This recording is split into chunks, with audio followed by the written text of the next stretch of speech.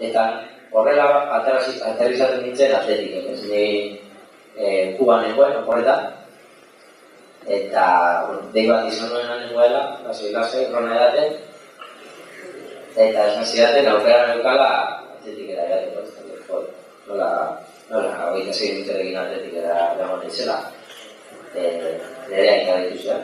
Baiez, atera prentsa, ez dakizet, eta di, zelan egon nahi behin.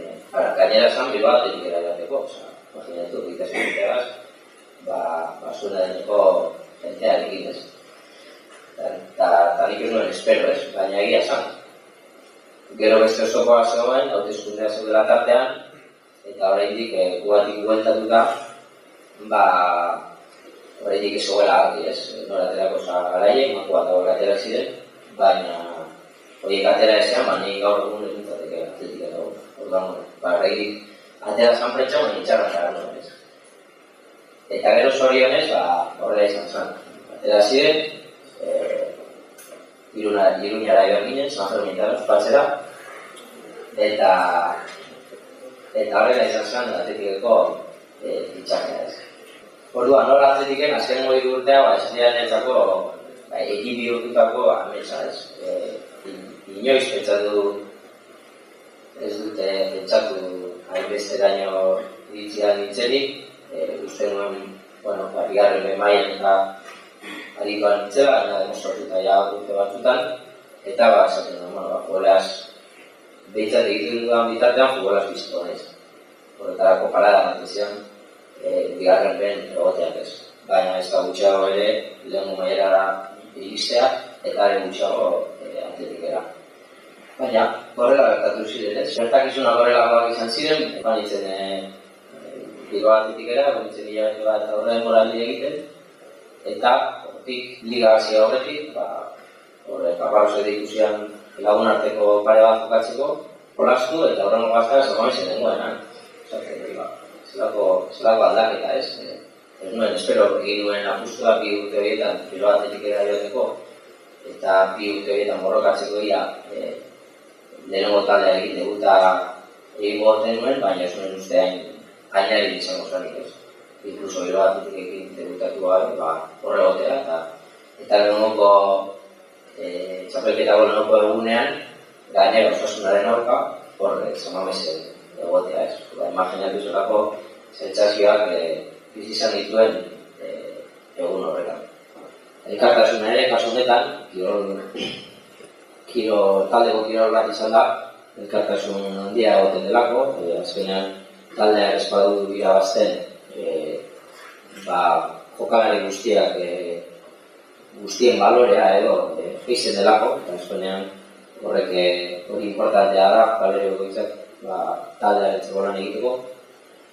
Gero badauka alde negatibo bat, individualitatea dena, kirol bat, diru asko dagoen kirol bat, interes asko, eta zentzu horretan ere askotan ez eta taldeko kirol bat izan, jenteak bere gaman du pentsatzen ez.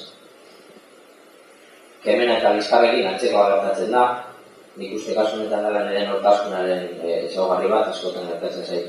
Futbolean aritzen izenean, kementsu edo aritzea eta noizan behin, sarreraren bat egitea, igual gorrik igertu dagoen sarreraren bat, edo bizkat, burua joan egiten zait, edo bizkarrekan hartzen naiz, eta horrela ez. Beste alde positiboa bat, lana edo disiplina, den ikusi dugun ere, baina honek badauka rutinan erortzeko posibilitate arrisko handia. Disiplina eta espontaneitatearekin berdina gertatzen da. Lagunak ere futbolari esker asko ditut, esan bezala horretan lagundu dik hainbat taldetan egotea, bakarrik falta zait iparraldera jolasten egotea. Eta zentzu horretan, eskerriale eta leku askotako lagunak doaz, eta hori importante izan da futbolari esker. Interes asko ere daude, batzutan hortxe gertatzen da ezara batzen, egiten dituzu lagun pila bat edo uste duzu lagunak diren jendea ezagutu duzula eta konpartitu duzula urte batean aldarrela bakoan, gainera gauza intimo asko konpartitzen direlako. Lagunak egin dituzula, baina gero beste talde batera ere zara eta lagun hori desartu dute dira. Orduan ikusten duzu, futbola izan dela benetan batu zaituen arrazoi nagusia eta besterik ez. Inkluso, telefonoz bez ez egiten berbarik ez eta konpartitu duzu gauza pila bat, hilabete bat lehenago pertsonak ez. Orduan, azentu horretan, bere gauza txarra ere badauka. Osasuna alde positibo bezala, eta osasun eza, lehen esan duan bezala, kompetizioko kirol bat izan da, nik uste osasunarako ez dela oso komenigarria ez. Baina hala ere, osasun aldetik fizikoki ondo zaude, prestatuta beste edozein aktibitate fiziko egiteko, eta zentu horretan hori ere osasuna da ez. Lesionatuta ezagun bitartean, osasuntxu zaude ez. Lehiakortasuna eta lesionabilitatea lehen ekatu ditugu, eta borrokarekin daukan ezberdintasun handi bat, onarpen soziala izugarria da, futbolarena, inkluso futbol barruan, azpiko mailetan egon edo goiko mailetan egon onarpena izugarria da, onarpen soziala daukan eta atletik gainera daukana are gehiago ez.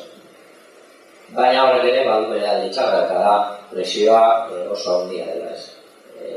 Guztio da gitatetik buruz, futbolari buruz, entrenatzaile pila bat daude, lagunak ere, jende pila bat gerturatzen zaizu, horren inguruan hitz egiten, eta horrek presioa handia sortzen du ez. Eta batez ere momentu txarrak daudenean, presio hori gainera negatiboa da ez. Eta eragina ezen dezake zuan ez. Beste alde positibo bat, onarpen ekonomikoa da, onarpen ekonomikoa ere izugarria da, bezala futbolean diru pila bat ugitzen da, eta zentu horretan kontratu da eta fitxak eta bar izaten dira oso altuak ez. Beraz hori, alde positibo handia da ez. Baina horrek ekarrezak ere gehiagikeria ez.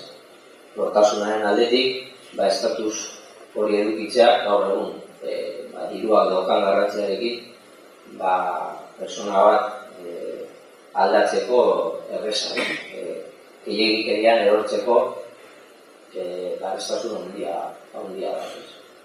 Batez ere alde materialistaren aldetik. Orduan, dizinduko nahiz ja, urazki ja pizkatea espertuta zauzie, eta plantatuko dizuet egiteari